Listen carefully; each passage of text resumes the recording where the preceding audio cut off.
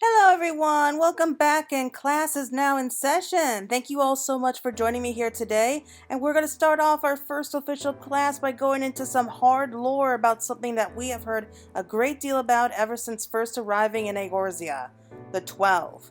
Now, for those of you who are unaware of it, not sure how, but the idea of the 12 is the main religion that exists in Eorzea.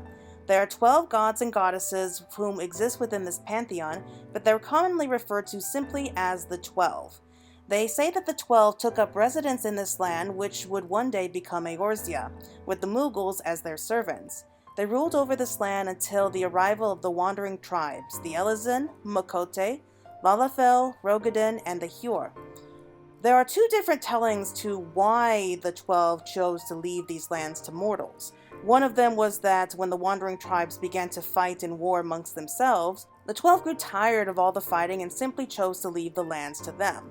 Others say that they were impressed by the tribe's resourcefulness and resilience and simply created the land to them while becoming patron deities of Eorzea's cities. Now, like with many creation myths out there are different versions, and Eorzea's tribes and races each have their own variation that covers the beginning of the 12 divine deities.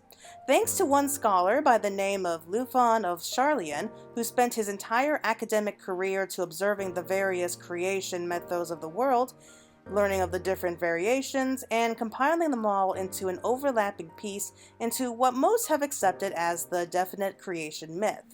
So, to begin with, in the beginning there was neither light nor darkness, only the world.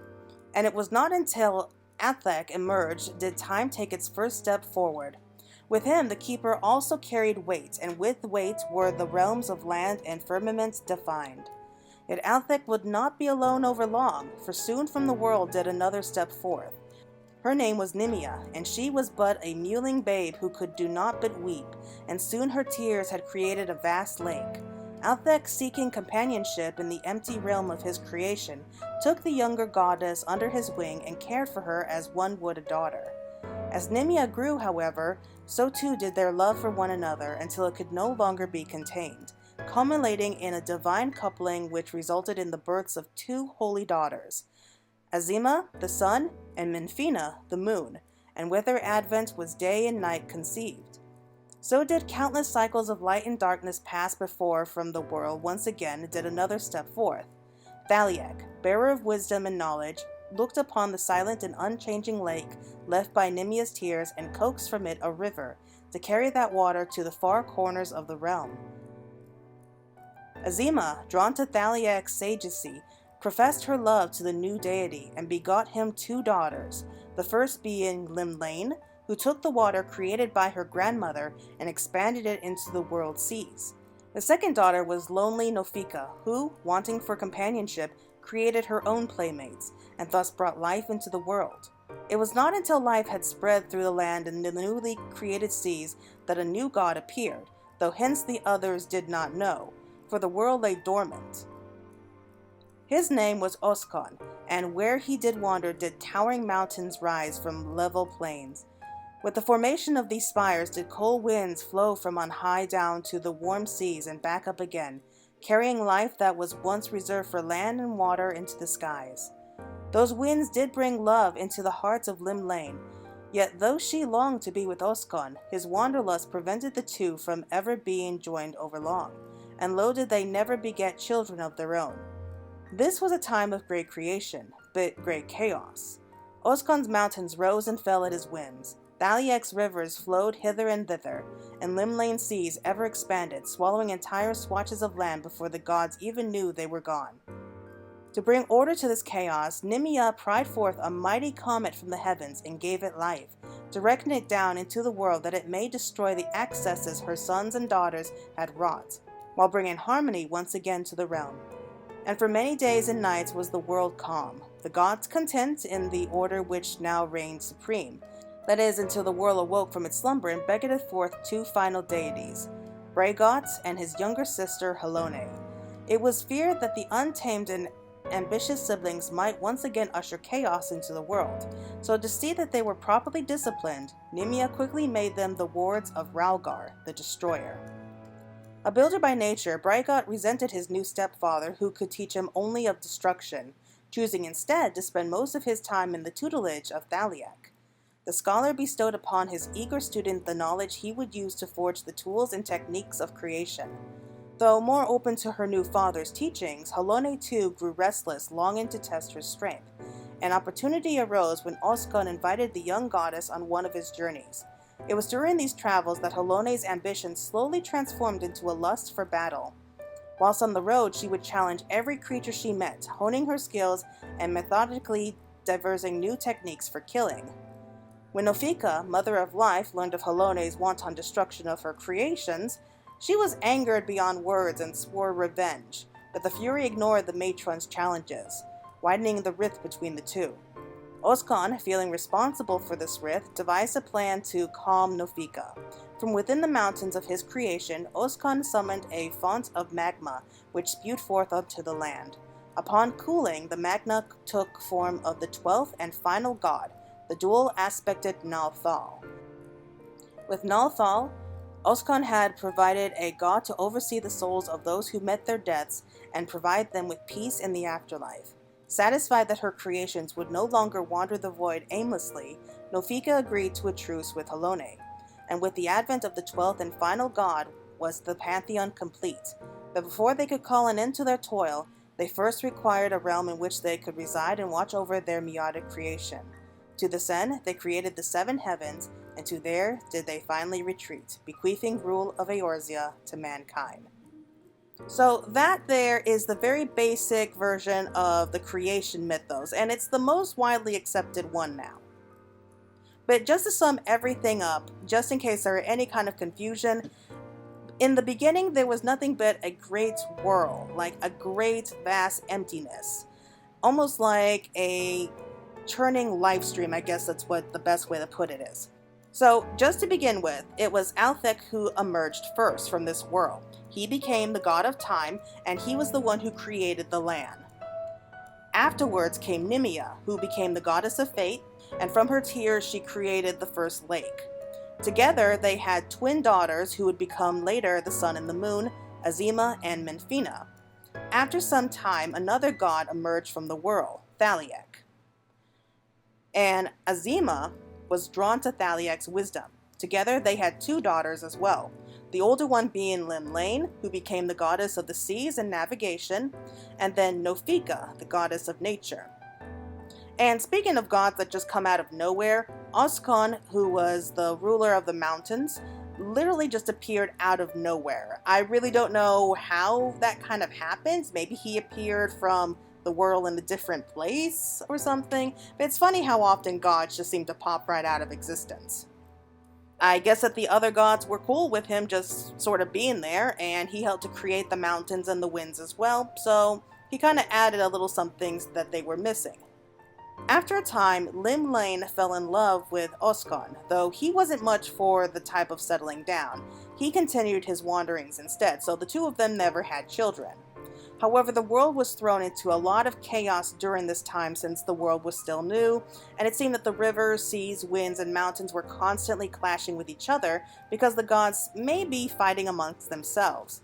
It wasn't until Nemia grew sick of all the fighting and chaos and decided to really give her kids a lesson that they wouldn't forget.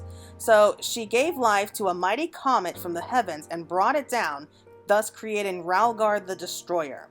And basically, he was the one who forced the others to start playing nice with each other, and things seemed to have settled down. For some time, there was relative peace, but then 2 more gods suddenly appeared in the forms of Brygod the Creator and his younger sister Helone, who became later the goddess of battle and war. In those days, since these 2 were still young and a bit out of control, Nemia kind of gave them over to Ralguard. Brygod settled down pretty quickly after realizing that Ralguard could only teach him how to destroy, and instead he decided to learn under Thalak instead, and thus began using his time devoted to creating new things. Helone, however, after traveling around with Orskan for a time, realized she loved battle. She honed her skills for killing and challenged every creature she met, which angered Nofika when she learned of her destructive ways and found out that Helone had been killing all of her animal friends. She swore revenge, but Helone took no notice of Nofika, which only angered her more. Orskan felt responsible for this, and so from the magma from one of his mountains, he created the 12th god of Nald'thal, who would oversee the souls who met their deaths and provide them with peace in the afterlife. Satisfied that her creations weren't going to be forced to wander anymore, they came to a kind of truce, but they are still known to this day to be bitter rivals.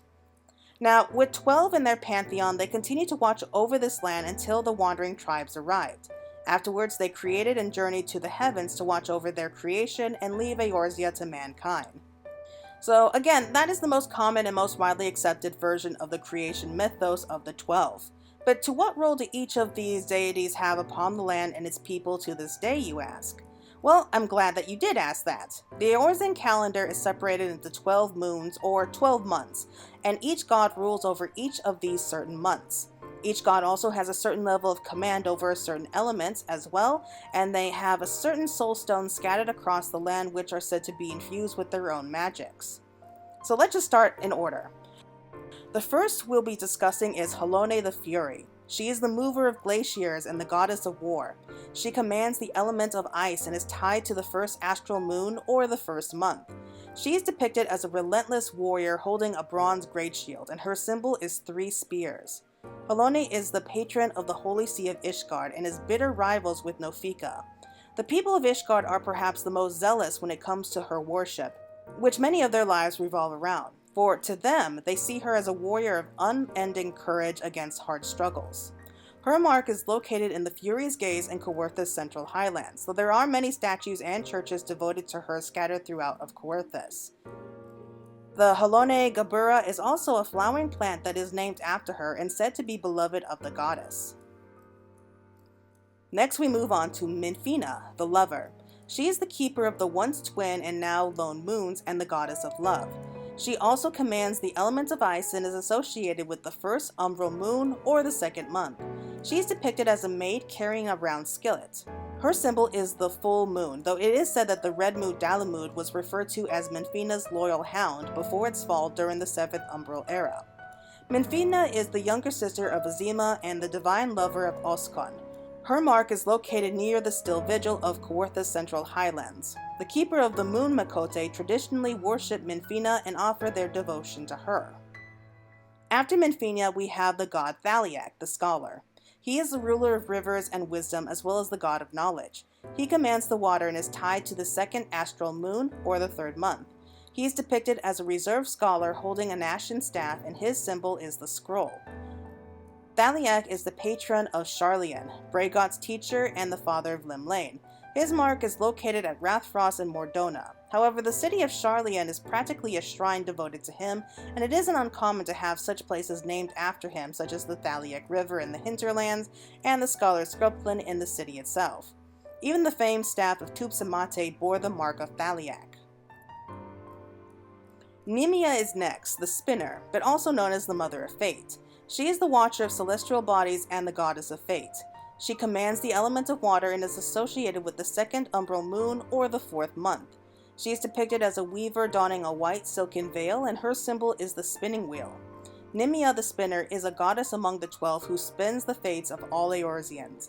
She is the patron goddess of weavers and is said to have a fickle personality. And just as she spins the fates of all Eorzeans, the work of a weaver's work too have been known to alter the course of destinies both large and small. Perhaps this is why so many of the realm's tailors pay homage to the fickle goddess. She was also briefly the matron deity of Alamigo during the reign of King Theodoric from 1552 to the city's fall in 1557 from the Garlean Empire. Though to this day, bouquets of Nemia lilies are placed upon graves as offerings to the dead. It is said that the Nemia lily is beloved by the spinner, and her mark is located south of Morby, Dry Docks, and Lower Lenosia. Up next, we have Lim Lane, the Navigator. She is the Watcher of the Seas and Goddess of Navigation, though despite this, she commands the element of wind and is tied to the 3rd astral moon or the 5th month. She is depicted as a strong fisherwoman holding a long-bladed harpoon, and her symbol is the wave. She is both the daughter of Thalak and the elder sister of Nofika. and also the patron deity of Limsa. Legend holds that Limsa was founded shortly after the remnants of a giant armada fled its homeland following a crushing defeat. Lim Lane is said to have taken pity on the plight of these brave sailors and guided them to the swallows of a rocky bay where their ships were grounded upon the sharp rocks. With no home to return to, the sailors chose to settle in this newly found land. So while not as devoted to her as, say, the Ishgardians are to Helone, the Lominsans still worship her before they would venture out to sea, asking for protection. Many places upon the map, such as Lim Lane's Folly and Lim Lane's Resolve, are also named after her. Her mark is located in the anchor yard overlooking the harbor from the foot of the monument dedicated to her. Up next, we have Orskan the Wanderer, the ruler of mountains and god of vagrants. He commands the element of wind and is associated with the third umbral moon, or the 6th month. He is depicted as a carefree ranger wielding a bow of yew, while also carrying a walking stick. Orskan is the brother of Nald'thal, a close companion of Helone, and the divine lover of Minfina. His symbol is the walking stick, and is the patron of the ancient city of Nim, as well as the Miners' Guild, believe it or not. He's associated with their theory of continental drift, after all. Though it is said that many adventurers are said to pray to him for safe journeys as well. His mark is located near the floating city of Nim in Outer Lenosia. Alright, so we're halfway there. Next up we have Brygod the Builder, god of architecture and industry as well as the god of arts. He commands the element of lightning and is tied to the 4th astral moon, or the 7th month. He is depicted as the ardent smith holding a 2-headed hammer, and his symbol is the hand. He is I guess we could call him the stepson of Ralguard and the elder brother of Helone. Brygod is also Thalak's pupil. He is the patron god of all arts and disciples of the craft. Many techniques are named after him, and it's common for craftsmen to pray for a steady hand before working on important projects, or to even just pray for inspiration. His mark is located northwest of Camp Tranquil in the South Shroud. After him we have Ralguard the Destroyer, breaker of worlds and god of destruction. He commands the element of lightning and is tied to the 4th umbral moon, or the 8th month. He is depicted as a magi carrying a bronze staff, and his symbol is the streaking meteor he was made from. Stepfather of both Brygod and Helone, he is the attendant to Nemia and guardian deity of Alamigo. An ancient monk order, the Fists of Ralguard and Alamigo, were named after him, as was their main temple located in Ralguard's Reach. Much like the people of Ishgard and their devotion to Helone, the people of Alamigo were completely devoted to the raw power of Ralguard, seeing it rather as for the strength to protect rather than just mindless violence. However, once the Garlean Empire took over Alamigo, such worship was banned and many statues of him were destroyed during those 20 years of oppression. His mark can be found in Little Alamigo in the southern Thanalan. Azima is next, Azima the Warden. She is the keeper of the sun and goddess of inquiry while commanding the element of fire, and is tied to the 5th astral moon, or the 9th month. She is depicted as a noble lady holding a golden fan, and her symbol is the radiant sun. And many have a connection to the truth as a whole, as she is said to console all who would confess to their crimes, and under her light no lie is hidden for long. She is the mother of Nofika and Lim Lane, elder sister of Minfina, and the daughter of Altic and Nemia. While she isn't a patron deity for a city, she is traditionally worshipped by the Seekers of the Sun Makote, and their devotion to her pervades their culture. Not only that, the Azima rose is said to be beloved by the Warden, and its oils made from there can also be used as incense for the calming the mind, and is beloved by the sylphs. Her mark is located near the Burning Wall in eastern Thanalan, and those who are seeking justice for those who have wronged them are said to go on pilgrimage there. Prior of the calamity, a faction known as the Azima Shields have fought against dangers within the city-states of Eorzea. She, alongside the Al-Ra god Azim, is now thought to potentially have been based off the ancient Azim, though only pointing out the similarities in their names and sun motifs as being the possible links. Moving on to Nald'thal, the traders, overseers of transactions and the underworld, as well as the god of commerce. He commands the element of fire and is tied to the 5th umbral moon, or the 10th month. He is depicted as a discerning merchant holding a balance, and his symbol is the cowrie shell, which was used as an ancient form of currency. Nald'thal is unique because he is actually the single manifestation of the twins Nald and Thald. Because of this dual personality, it's not uncommon for there to be multiple places where either Nald or Thald are worshipped. He is the patron deity of Nald'thal, where two great halls devoted to his two aspects can be found in the eastern and western sections of the city. Nald rules over the world of the living, and Thal keeps the realm of the dead. As such, he is the only one who has two stone symbols. The stone's locations remain unchanged since the calamity and are located in the statues of both Nald and Thal in Nald'thal at the Arazaneth Ossuary on the steps of Nald, and the Miliveneth Sacrament in the steps of Thal. Almost at the end now, we will discuss Nofika the matron. She is the tender of soils and harvest, as well as the goddess of abundance. She commands the elements of earth and is tied to the 6th astral moon or the 11th month. She is depicted as a jubilant farmer holding a steel scythe, and her symbol is the spring leaf. Not only is she the daughter of Azima and the younger sister of Lim Lane, she is the bitter rival of Helone. She is also the patron deity of Gridania. In a place as lush and green as Gridania, it would only make sense that those who would choose the goddess of fertility and harvest as their god. Offerings are often made to her to ensure bountiful harvests, and hymns are often sung to honor Nofika while farming. A hymn favorite among them are these lines: "Sun's sweet smile and wind's cool breath, both of these I send thee, to ripe thy fruit and spread thy seed, and nourish those that tend thee." The matron's mistletoe is also associated with her, despite it being a parasitic plant, and appears to be embracing the trees upon which it is also used as an ingredient in different types of potions. Her mark is located to the entrance to Stillglade Fen at Old Gridania, and it's probably the largest of the stones, in fact. And finally, we come to Altic, the keeper or of Father Time. The surveyor of change and god of space and time commands the elements of earth and is associated with the 6th umbral moon or the 12th month. He is depicted as an astute emperor wielding a mithril great axe. His symbol is the hourglass. Both historians, the keepers of the past, and diviners, seekers of the future, are known to praise this deity. Perhaps it's due to the thought of a god of time, a reminder that all things must come to an end. He isn't often spoken of, at least compared to the other gods. It is believed that by simply voicing his name will draw his attention upon you. Altic's lavender, which is said to be favored by him, is a fragrant variety of lavender rarely found in the arid lowlands regions of Thanalan.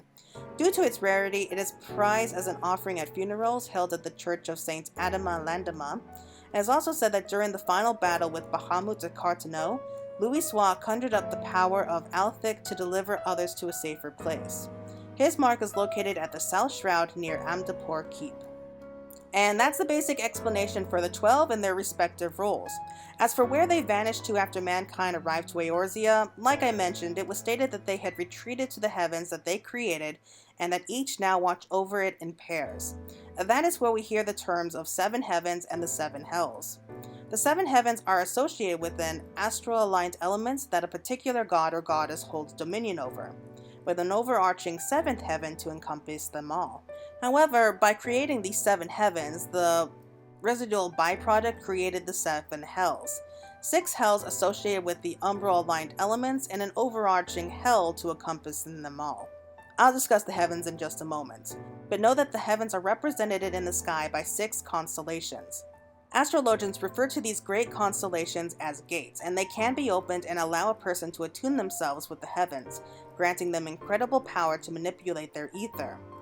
These constellations can be observed rotating around a pole star, which is believed to be the final gate to the 7th heaven. Listing them in order, we have the first gate, which is the heaven of fire. In it sprawls an endless city built by Nald'thal from golden bricks fired from the heat of Azima's sun. As the god of the dead will watch over the souls here, he is the appraiser of their sins. As god of commerce, he is the perfect person to judge one's worth. And with the warden Azima, will bring forth the deeds they have done to their lives to light, so that there is no way to hide the truth from her. Should one prove to be just, fair, honest, and philanthropic, they will have a place within this golden city. Otherwise, they will be cast into the hell of fire. Imagine the 7 hells as a vast pit, and each section of this pit is separated into different circles. The hell of fire was formed when the rubble left after the creation of this heavenly counterpart was cast from the firmament into the dark pit and set alight.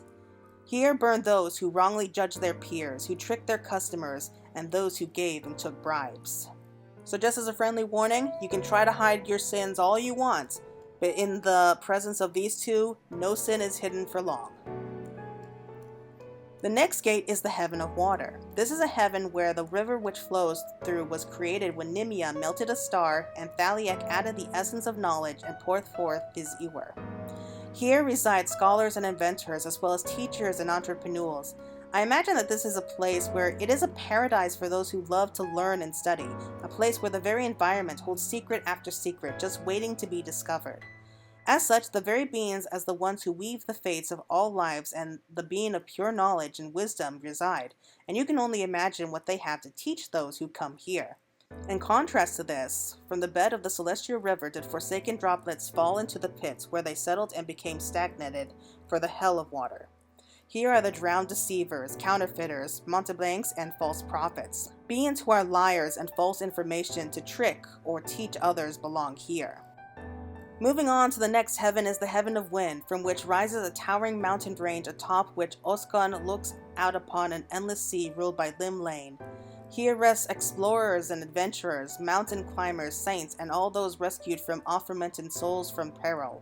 From here is a world full of undiscovered sights and beauties. To those whom love to travel and see the world, this is their idea of paradise.